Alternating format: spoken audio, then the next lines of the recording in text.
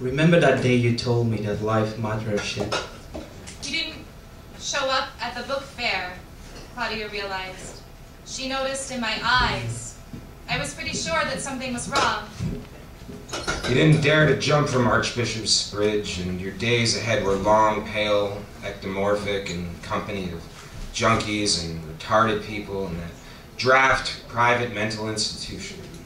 That day I believe I also felt a kind of particular sense of abandonment, despite my son was about a few months to be born. My messy lifespan among the pills factory, punk rock, suspicious meeting with writers even more suspicious, drunkenness, stupid robberies, and monumental hangovers.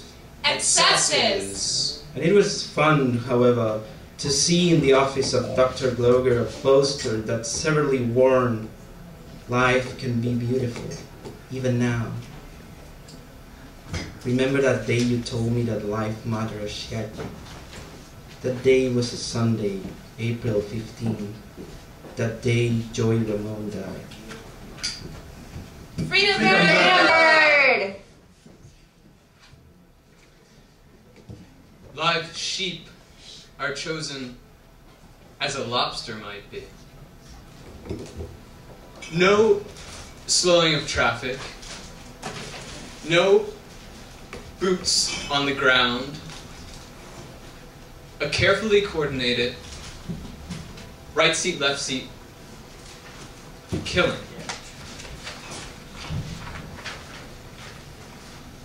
We are in you and your element. We walk, and walking has a quality of its own, like cops on the beat. The raw and dirty art wasn't a job, it was a calling, nearly missed, as though there might not be a place to make a lightning strike, to take the roads, to form a self.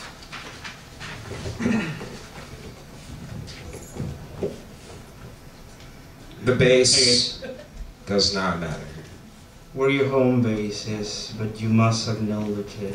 Even The lights are failing. Money, electricity, bolt to a window, and they'll be here soon. It is coming, so it is time to leave. I think of Kensington. It's a wasteland exposed, but you are light. when I first saw her, or rather when we hung out, For the first time, we were in front. of the computer, and I remember thinking, She is enough for me to take care of and feel remarkable about. 2009, not 2000. The hug was pressure, and the gaze awakened me. It had been so long. When I first met you, the western street we walk on led to indoor glances. The migraines, The grain, gesticulation, quinoa territory, inappropriate atonement. Ireland, kingdom of swans, the way footsteps break apart. Concrete in Budapest, potatoes in Bratislava, camera shops in Tokyo, tort in Vienna, one crepe in Toronto, muggings in Prague.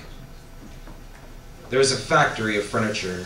On the hill we grew up on fungi, It stretched into the ceiling. earth a scolded place, Antarctic, lichen migratory patterns, krill killed by whales. Black mold. I met Jenny at a showing of Wind Rider at the Boulder Theater, and we were laughing a lot and throwing popcorn at the screen.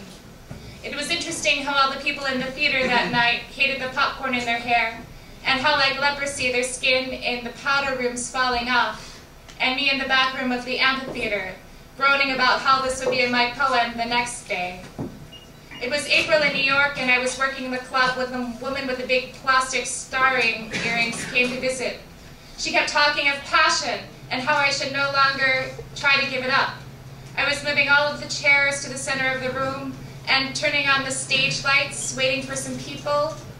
I had slept in the club that night because I didn't want to go back home. Peter was the first to come in, and he noticed I was disheveled and told me that he knew what it was like to be a half-breed, as I was half in the club and half outside the spectacle. And now it is time to go to Staten Island, where my father is from, and we would go to the mafioso neighborhood and watch all the people in the diners holding their club sandwiches to their faces. Past all the festivals and booksellers, I wanted some wine. He wanted to watch the politicos on the television at the corner bar. I said, but the mayor of Philadelphia isn't on cable tonight. Oh, hell. You better move to China. And Jen cut my hair in the quad of Pratt Institute. Really short, really, really, really short that night.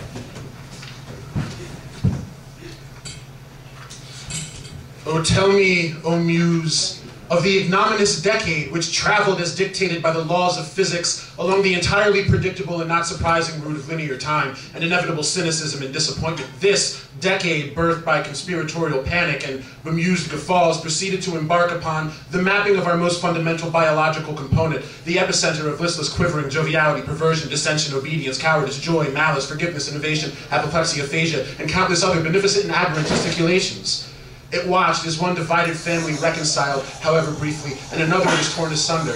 Feuding twins born of the same father and two chimerical mothers, it felt the heat of conflagrations, both lightning-spawned and fruit of man's rancor. It collected the tears of an orphan in the middle of the sea. It looked on with rapt attention as two venial statesmen were locked in bitter conflict, a conflict which only the most mere-minded tribunal could bring to its dubious end. And at the end of this conflict, it saw the victor of its dubious end baptized in fire.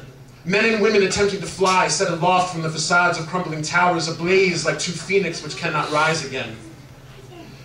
It has been the herald of the seemingly ageless war between first world entitlement and third world resentment, between the tribes beholden to the same God, who they know not what to call. I call it blood or stupidity. From the ashes of these battles, old diseases found new hosts. The balance of power radically shifted in favor of fear and miseducation. It advocated on behalf of soulless children, children without a name, without lungs, without a heart. Their generosity and benevolent self-righteousness on behalf of these nameless, faceless test tubes of potential fetal dendrites and precocious spermatozoa protected their dying civilization from the ability to walk, breathe, pump blood, and fight disease.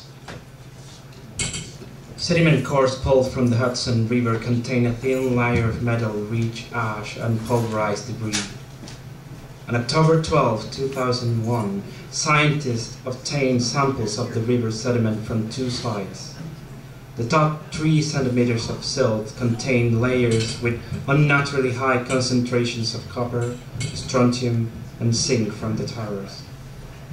South of Albany, the motion of the river becomes complicated by the influence of tides, which can be witnessed a remarkable 250 kilometers from the sea.